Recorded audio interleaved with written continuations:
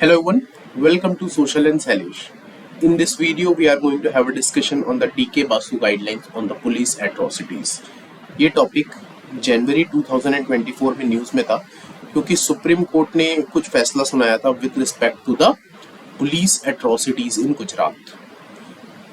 गुजरात में जिस वक्त नवरात्रि थी उस वक्त एक सीन सामने आया था जिसमें कि कुछ जो लोग थे उनको पुलिस ने एक पोल में बांध के मारा था और इसके बाद ये केस गुजरात हाईकोर्ट में गया और गुजरात हाईकोर्ट ने 14 डेज की सजा सुनाई थी उन पुलिस वालों को। जब ये केस उन लोगों ने सुप्रीम कोर्ट में रेफर किया तो सुप्रीम कोर्ट ने इस केस को देखा और ये समझा कि ये जो केस हुआ है और जो पुलिस एट्रोसिटीज हुई हैं वो डीके बासु गाइडलाइंस का सीधे सीधे वायलेशन है। तो चलिए समझने की कोशिश करते हैं कि पूरा केस था क्या। तो सबसे पहले इशू यही था that Supreme Court recently held that the incident of the 4 police officers publicly flogging a Muslim man after trying them to poll for disrupting a Garba event is amounted to atrocity। यही मैंने आपको चीज बताई थी। Then supreme court का observation ये था कि दैट जो भी पुलिस का एक्ट था इस इंसिडेंट में वो डीके बासु जजमेंट जो आया था 1996 में with respect to the police atrocities in the West Bengal, ये केस आया था वेस्ट बंगाल में कि वेस्ट बंगाल में जो केस वायलेंस हो रहा था तो उससे रिलेटेड डीके बासु गाइडलाइंस और जजमेंट आया था। तो इसमें हमें ये जानना जरूरी है कि डीके बासु गाइडलाइंस और जजमेंट है क्या। तो डीके बासु गाइडलाइंस जो थी ये हमें सबसे पहले याद होना चाहिए कि 1996 में आया था इन वेस्ट बंगाल केस कि वेस्ट बंगाल में डीके बासु वर्सेस वेस्ट बंगाल गवर्नमेंट, तब ये केस सामने आया था।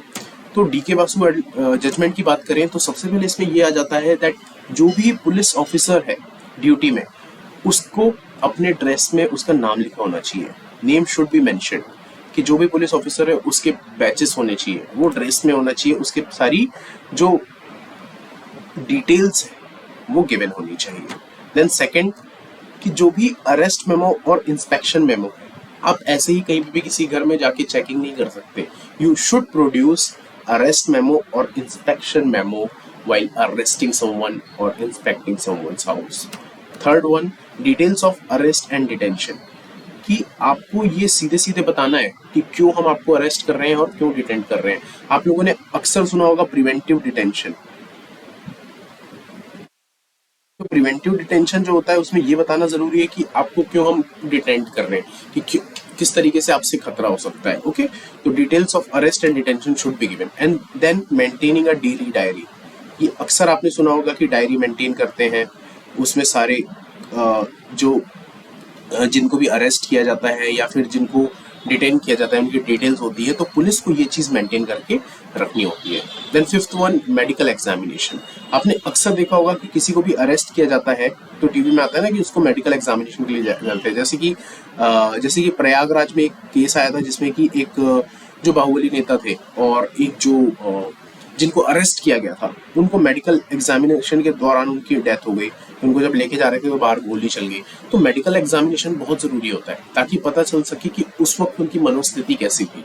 And then right to meet a lawyer.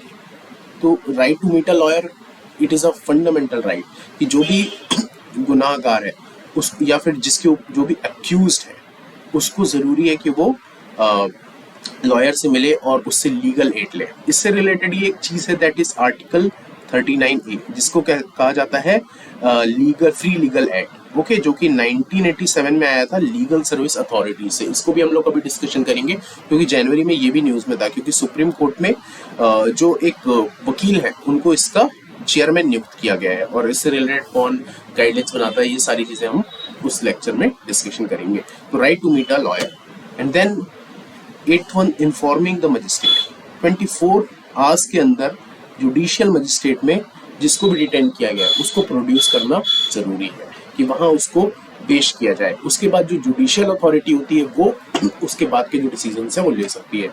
And then police control room कि अगर जैसे ही किसी को आपने अरेस्ट किया है उससे रिलेटेड जो भी पर्टिकुलर डिटेल्स है वो आपको 12 घंटे के अंदर जितने भी पुलिस थाने हैं, जितने भी इंचार्ज हाउस है वहां पर ये शेयर करना जरूरी है।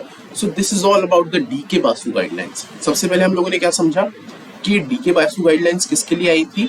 वेस्ट बंगाल में आया था एक केस कि वेस्ट बंगाल में जो वायलेंस हो रहा था पुलिस के द्वारा, उसके लिए डीके बासु गाइडलाइंस है थी। और अभी रिसेंटली न्यूज में क्यों है, due to the Gujarat case, जहां पे कि एक मुस्लिम मैन था, उसको पोल में बांधकर पुलिस ने मारा था, जिसके के कारण क्या हुआ कि ये केस गया हाई कोर्ट में, जो गुजरात के, और गुजरात हाई कोर्ट ने 14 डेज की उनको इम्प्रिजनमेंट सुनाया, उनको सजा सुनाई। इसके बाद ये जो लोग थे वो सुप्रीम कोर्ट गए, और सुप्रीम कोर्ट ने फिर ये देखा तो बोला भाई साहब ये तो डीके बासु गाइडलाइंस जो है उसका वायलेशन है।